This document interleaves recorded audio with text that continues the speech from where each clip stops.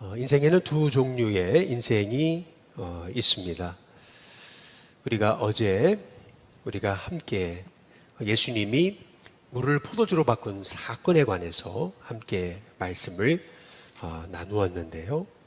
실은 어제 요한복음 2장 1절에서 11절 물을 포도주로 바꾼 사건 이후에 성경은 12절 보면은 그 후에 예수께서 그의 어머니와 이렇게 말합니다. 형제들과 제자들과 함께 가버나움으로 내려가셨으나 거기에 여러 날 계시지는 아니하시니라. 분명 2장 1절에서 11절과 오늘 말씀 13절과 25절 사이에 예수님께서 어머니와 형제들과 제자들과 함께 가버나움으로 내려가신 사건, 그 말씀을 기록해 놓고 있는 것을 볼 수가 있죠. 별로 중요하지 않은 사건인 것 같은데 오늘 여기 말씀해 보면은 이 가나의 혼인잔치에 있었던 물을 포도주로 바꾸신 사건, 그리고 성전을 정화하신 그 사건 딱 중간에 예수님이 어머니와 함께 가버나움에 내려가신 사건을 성경이 기록해 놓고 있습니다. 그런데 12절 끝에 부분에 보면 그 가버나움에 여러 날 계시지는 않았다. 이제 이 말씀을 남기고 있는 것을 볼 수가 있습니다. 여기에 보면 어머니와 함께 가버나움에 내려가신 예수님, 그러나 거기에 여러 날 계시지 않았다. 그러니까 여기에 굉장히 중요한 말씀이 담겨져 있는 것이죠. 성경에는 한 구절 한 구절조차도 의미 없는 구절이 없습니다. 그렇다고 한다면 이 가나의 혼인잔치의 기적의 사건과 성전 정화의 사건 중간에 예수님이 어머니와 함께 형제들과 제자들과 함께 가버나움에 내려가신 사건, 이 사건은 성전 정화의 사건과 전혀 무관하지 않은 사건이다라고 하는 사실을 우리가 살펴볼 수 있는 거죠. 예수님과 함께 그 어머니는, 형제들은, 또 제자들은 가버나움에 내려가잖아요. 그리고 나서 여러 날 가버나움에 계시지 않으셨던 예수님은 13절에 보니까 유대인의 유월절이 가까웠을 때 예루살렘으로 올라가셨던 것을 볼 수가 있습니다. 그런데 14절에 보면 성전 안에서 이렇게 말씀하고 있거든요. 그리고 소와 양과 비둘기 파는 사람들과 돈 바꾸는 사람들이 거기 앉아 있는 것을 보시고 이렇게 이제 말씀하고 있습니다. 실은 오늘 우리가 함께 보신 이 말씀은 요한복음 2장 12절과 같이 봐야 되는 말씀임을 우리가 살펴볼 수 있는 겁니다. 인생에는 두 종류의 인생이 있는 겁니다. 성전 안에 여인은 못 들어갑니다. 이방인의 뜰이 있었고 여인의 뜰이 있었고 그리고 이스라엘의 뜰이 있었습니다. 근데 여인의 뜰에 있던 여인들은 이스라엘의 뜰에 들어가지 못합니다. 더구나 성전 안에는 발 한 자국도 들여보낼 수 없는 것이 여성들이었습니다. 그러나 성전 안에도 들어가지 못하던 한 여성은 하나님의 뜻을 행하고 있는 반면에 성전 안에 마음껏 들어갈 뿐만 아니라 성전 안에 앉아 있었던 사람들은요, 전혀 하나님의 뜻과 무관한 삶을 살아가는 인생들의 모습을 오늘 성경은 이렇게 딱 두 사람의 모습을 통해서 우리에게 대조하고 있는 것이 오늘 말씀이라는 사실을 우리가 주목해 볼 필요가 있는 것입니다. 어찌 보면은 성전 안에 들어가고 싶어도 들어갈 수 없는 이 여인의 이 인생, 그러나 그럼에도 불구하고 그의 마음은 늘 성전 안에 있었습니다. 반면에 성전에 늘 들어갈 뿐만 아니라 성전 안에 앉아 있을 수 있었던 인생이었음에도 하나님의 뜻과는 전혀 무관한 인생을 살아왔던, 성전 안에서 돈 바꾸고 비둘기 팔고 성전을 자기의 이익의 도구로 전락시킨 그러한 이 여인과 또 이 성전 안에서 매매하던 그런 사람들의 너무 상반된 모습을 우리가 오늘 성경을 통해서 주목할 필요가 있는 것입니다. 교육학자 슈만은 이런 얘기를 했습니다. 어머니는 자식의 일평생에 결정적인 영향을 미치는 절대적인 존재다. 이제 그런 얘기를 했습니다. 근데 그 이유는 뭐냐 하면은 어머니는 자녀에게 있어서 자녀가 세상에서 접하는 최초의 환경이기 때문에 그렇다라고 하는 얘기죠. 사람은 환경의 지배를 받는 존재입니다. 우리가 집이 유리창이 깨지고 막 쓰레기가 널브러 있는 그런 집에 들어가게 되면 나도 모르게 그냥 쓰레기를 막 버리죠. 그리고 나도 모르게 그 유리창에다 돌을 던지는 게 우리의 참 마음입니다. 그러나 반면에 아주 예쁘게 단장해 놓고 아주 깔끔하게 새로 지은 집에 들어갈 때는 뭐 작은 먼지 하나 이렇게 떨어뜨리는 것을 참 힘들어하는 것이 우리의 인생인 거죠. 그런데 어떻게 유리창을 깨겠어요? 그러나 유리창이 깨지고 쓰레기가 널브러 있는 집에는 나도 모르게 돌을 던지게 되더라. 그러니까 다시 말하면 사람은 환경이 너무 중요합니다. 그래서 어찌 보면은 우리 일신교회가 세월이 흐를수록 하나님을 향한 믿음이 깊어질 뿐만 아니라 또 환경도 아름답게 우리가 세워가는 일에 우리가 등한히 하지 말아야 되겠다라고 하는 것을 우리가 알게 되는 거죠. 어머니의 자궁은 태아가 접하는 최초의 환경입니다. 그래서 엄마가 행복하면 아이도 행복한 거죠. 근데 엄마가 힘들면 아이도 힘든 겁니다. 이거는 태아에게 선택권이 없습니다. 태아는 전적으로 엄마의 마음에 지배를 받고 영향을 받고 환경의 영향을 받는 거죠. 그런 의미에서 어머니는 아이에게 있어서 아이가 접하는 최초의 그런 환경임을 우리가 알 수가 있습니다. 뿐만 아니라 어머니는 아이에게 있어서 최초의 처음의 양육자이자 선생님인 거죠. 아이들이 학교에 가가지고 인격을 배우고 그리고 성품을 배우고 말을 배우는 것이 아닙니다. 가장 먼저는 어머니에게서부터 말을 배우는 거고요. 인격을 배우는 거고요. 성품을 배우는 겁니다. 학교 가기 전에 이미 어머니에서부터 다 배웁니다. 그렇기 때문에 아이에게 있어서 어머니는 절대적인 인생인 거죠. 그런 의미에서 왜 하나님이 마리아를 예수님의 어머니로 택하셨을까라고 하는 겁니다. 아마도 하나님 보실 때 그 수많은 여성 중에서 마리아가 가장 적합한 인물임을 하나님 확신하셨기 때문이 아닐까라고 하는 것이죠. 그런 의미에서 본다면 마리아는 예수님을 위한 최초의 그리고 최고의 최선의 환경이었던 것을 이제 볼 수가 있는 것입니다. 그래서 예수님이 우리가 어제 살펴보셨듯이 가나의 혼인잔치에서 처음 표적을 행하실 때 그 처음 표적을 마리아의 간청에서부터 시작하신 것을 볼 수가 있습니다. 어머니가 하신 말씀에 대해서 어머니의 권위에 대해서 존중할 줄 아셨던 우리 예수님께서는 어머니의 간청을 뿌리치지 않으셨던 것을 볼 수가 있습니다. 우리가 이것을 보게 되면은 마리아가 굉장히 주도적인 인물이었겠구나라는 것을 생각하게 되는 거죠. 그렇기 때문에 만약에 예수님이 가버나움에 내려가셨을 때 마리아가 나와 함께 계속 여기 있어달라고 간청을 하셨다면은 예수님이 그래도 늘 마리아와 같이 계시지 않았을까, 노력하지 않으셨을까라는 생각을 갖게 되는 것입니다. 그런데 오늘 요한복음 2장 12절에 보시면은 예수님께서 어머니와 함께 가버나움에 내려가셨어요. 그러나 거기에 여러 날 계시지는 않았다. 왜 여러 날 계시지 않았다라고 하는 것을 강조하고 있겠습니까? 마리아는 예수님을 붙잡지 않았습니다. 뿐만 아니라 예수님의 앞길도 막지 않았습니다.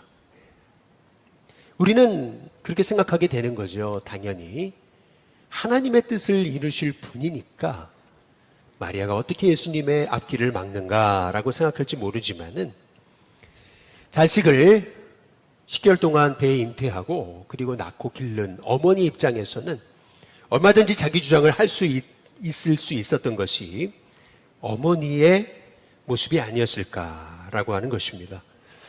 그럼에도 불구하고 오늘 성경의 말씀은 예수님께서 어머니와 함께 가버나움에 내려가셨지만 예수님이 거기 여러 날 계시진 않았다.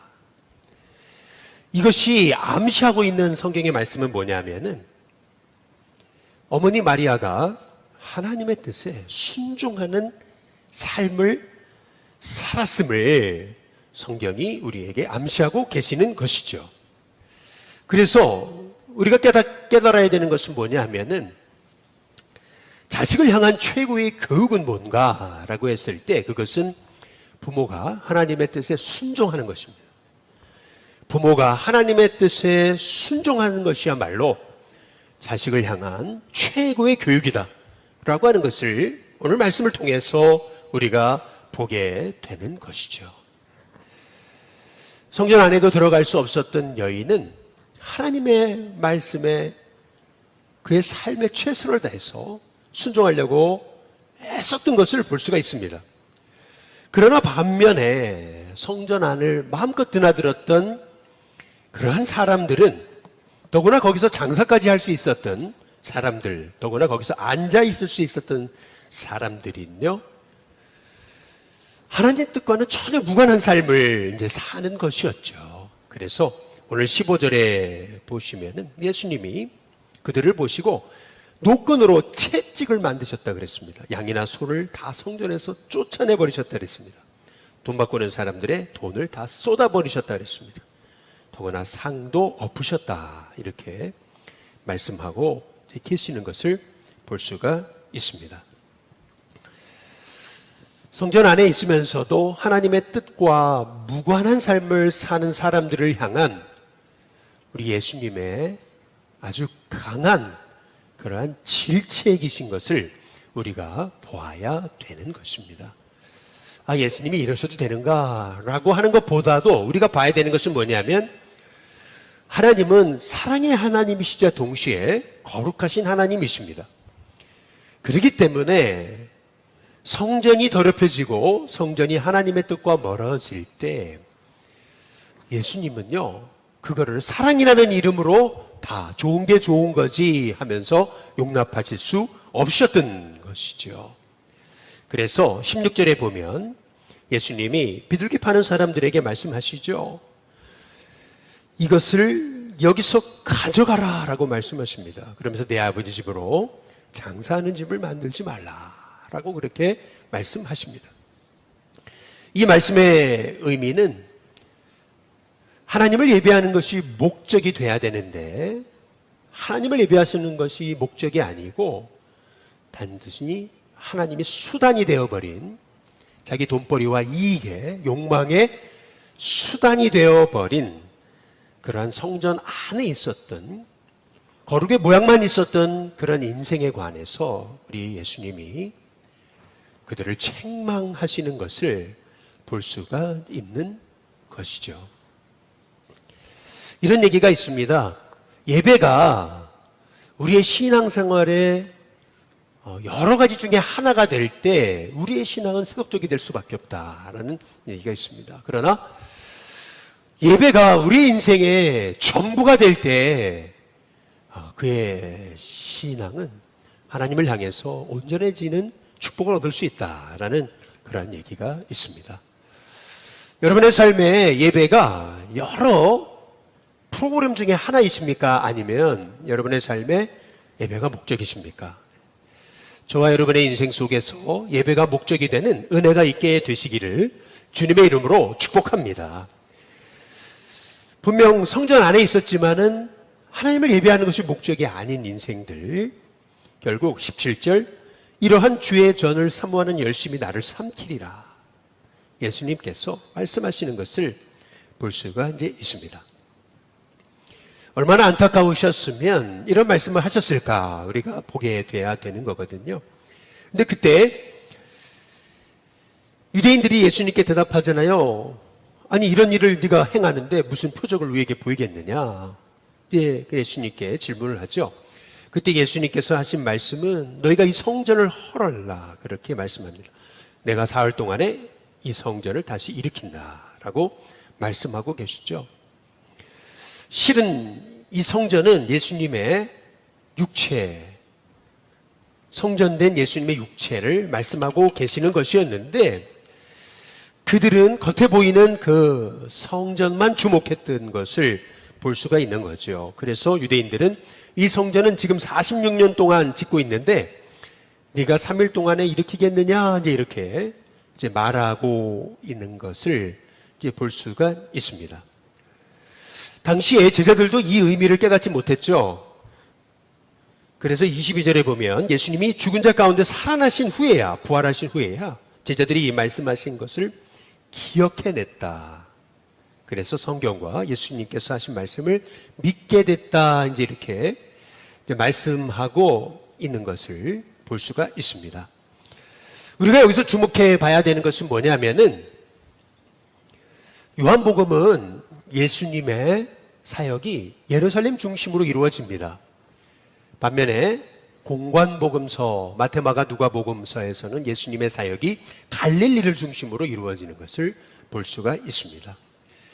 그렇기 때문에 예수님이 갈릴리에서 행하시다가 예루살렘에 올라가셔서 성전을 정화하신 사건, 이것을 공관복음서에서는 예수님이 십자가를 지시기 전에 행하신 일로 기록해 놓고 있습니다. 그러나 반면에 요한은 예수님이 공생애를 시작하시자마자 일주일 만에 이 성전을 정화하신 예수님의 모습을 증거하고 있는 것을 볼 수가 있는 거죠. 우리가 이 말씀을 통해서 우리가 깨닫게 되는 것은 뭐냐 하면은 예수님은 예루살렘에 올라가시자마자 성전을 정화하셨고 뿐만 아니라 예수님이 십자가를 지시기 전 그 5일 전에 또 성전을 정화하셨던 것을 우리가 볼 수 있는 것입니다.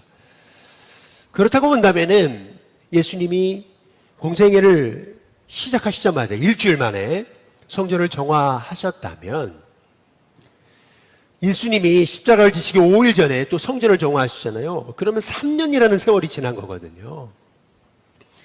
근데 3년이라는 세월이 지나는 동안 이 성전 안에서 자기의 욕망을 위해 성전을 이용하고 있었던 사람들의 모습은 하나도 안 바뀐 겁니다. 여전히 그들은 성전을 자기의 욕망과 이익의 도구로 삼아서 성전을 이용하고 있는 것을 예수님이 보시고 성전을 정화하셨던 것을 볼 수가 있는 거죠. 우리가 이 말씀을 통해서 우리가 깨닫게 되는 것이 있습니다. 결국 고린도서 3장 16절에 보면 너희가 하나님의 성전인 것과 이렇게 얘기하거든요. 하나님의 성령이 너희 안에 거하시는 것을 알지 못하느냐. 여기 성전을 정화하신 사건은요, 동시에 바로 우리가 성전임을 우리 예수님이 말씀하고 계시는 거죠. 그렇다고 본다면 우리가 성전이라면 여러분 우리는 사실은요 한번 우리의 마음을 정화하는 것으로 끝내는 것이 아니고 우리의 심령은 매일 새로워져야 되는 줄로 믿습니다. 매일 우리의 마음이 정말 하나님을 향하고 있는 건지 아니면 하나님을 이용해서 단순히 나의 복만을 구하고 있는 것인지 우리 자신을 돌아보면서 하나님 우리의 인생의 진정한 목적이 내가 아니고 예수님이 될 수 있게 해달라고 기도할 수 있는 저와 여러분이 되어야 될 줄로 믿습니다. 뿐만 아니라 오늘 말씀을 통해서 우리가 봐야 되는 것은 우리가 성전 안에서 늘 성전과 가까이 하면서 성전에서 예배하며 살고 있습니다. 그럼에도 불구하고 우리의 마음이 정말 예수님을 향하고 있는지 오직 하나님을 예배하는 그런 마음으로 채워져 있는지 우리 자신을 보아야 된다라고 하는 것이죠. 오늘 말씀에 보면은 23절에 6월절에 예수께서 예루살렘에 계시니 많은 사람이 그의 행하시는 표적을 보고 예수를 믿었다 그랬습니다. 예수님이 예루살렘에서 많은 표적을 또한 행하셨음을 우리가 깨닫게 됩니다. 그 표적을 보고 많은 사람이 믿었거든요. 그런데 24절에 보면 예수님은 그의 몸을 그들에게 의탁하지는 않으셨습니다. 왜냐하면 사람의 마음을 아셨기 때문에. 그래서 25절 사람에 대하여 누구의 증언도 받으실 필요가 없었고 받으시지도 않으셨던 그분, 그 이유는 예수님이 사람 속에 있는 것을 아셨기 때문에 이렇게 말씀하고 있습니다. 사람 속에 있는 게 뭘까요? 다른 번역에 보니까 이렇게 얘기합니다. 사람의 그 변덕스러움을 우리 주님이 아셨기 때문에. 우리 예수님은 사람들에게 자기 마음을 의탁하지 않으셨다. 이제 그렇게 이제 말씀하고 이제 계시는 거죠. 여러분, 왜 우리의 마음이 자꾸 변덕스러워집니까? 성전인 우리가 왜 자꾸 마음이 예수님을 향하지 않고 다른 것을 향하게 되는 것입니까? 여러분, 그 이유가 있는 거죠. 그 이유는 뭐냐 하면은 예수님이 내 인생에 참 주인이 되시지 못했기 때문에 그런 것입니다. 우리가 예수님을 믿음으로 구원을 받고 우리가 하나님의 자녀가 되죠. 예수님이 나의 구주와 주님이십니다. 우리가 고백하지 않습니까? 그런데 그 예수님을 영접하는 그 구원의 사건은 내가 20년 전, 30년 전, 40년 전, 50년 전 바로 그때 한 번으로 끝나서는 안 되는 것입니다. 예수님이 예루살렘에 올라가시자마자 성전을 정화하시고 십자가를 지시기 5일 전에 또 성전을 정화하시잖아요.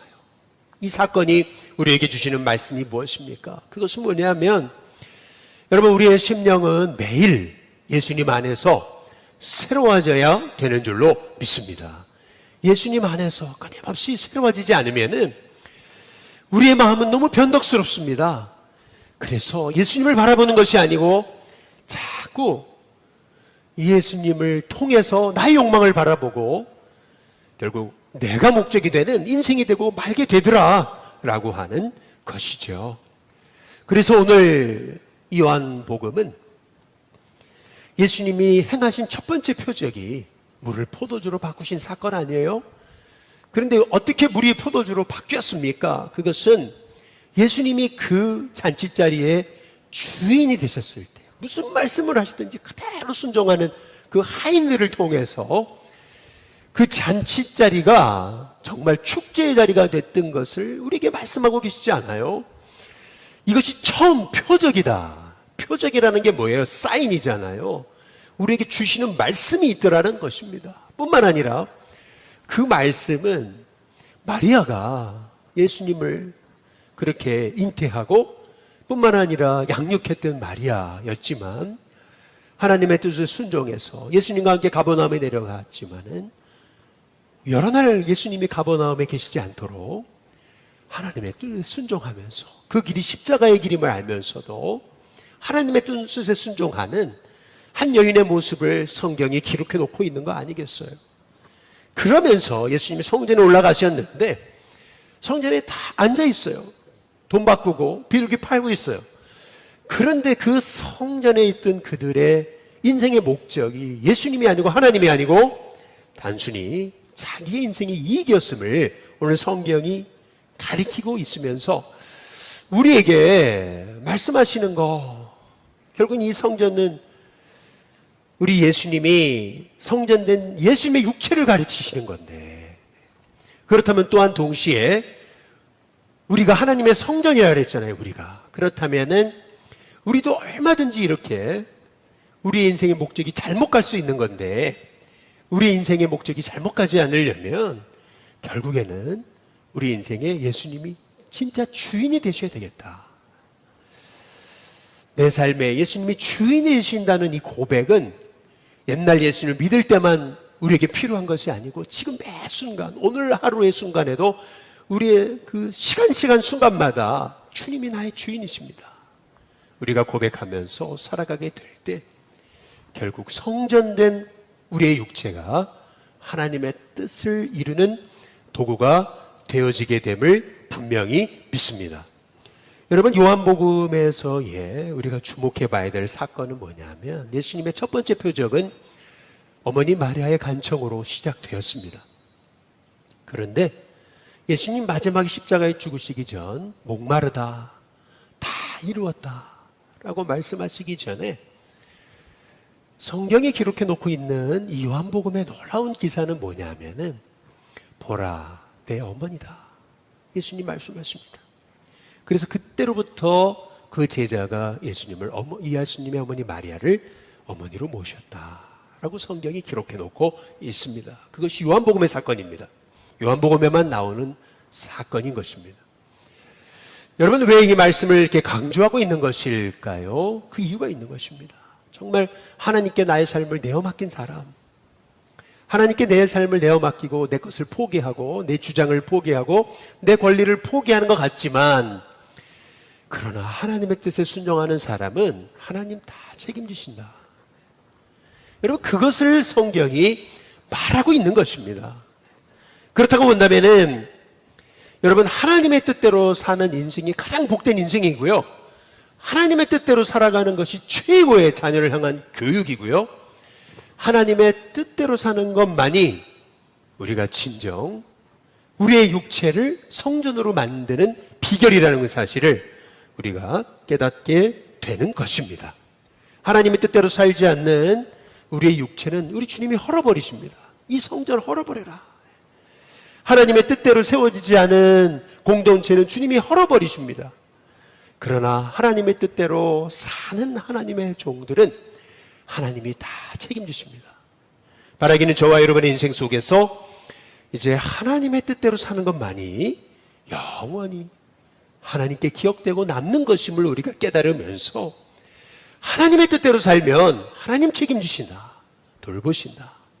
그래서 하나님의 뜻대로 사는 것이 성전을 세우는 거고, 또 나의 육체, 나의 인생을 세우는 것임을, 성전된 내 육체, 내 인생을 세우는 것임을 깨닫고 하나님의 뜻대로 예수님을 주인으로 모시고, 오늘도 예수님이 내 인생의 주인 되십니다, 그 고백을 가지고 승리하는 저와 여러분이 다 되시기를 주님의 이름으로 축복합니다.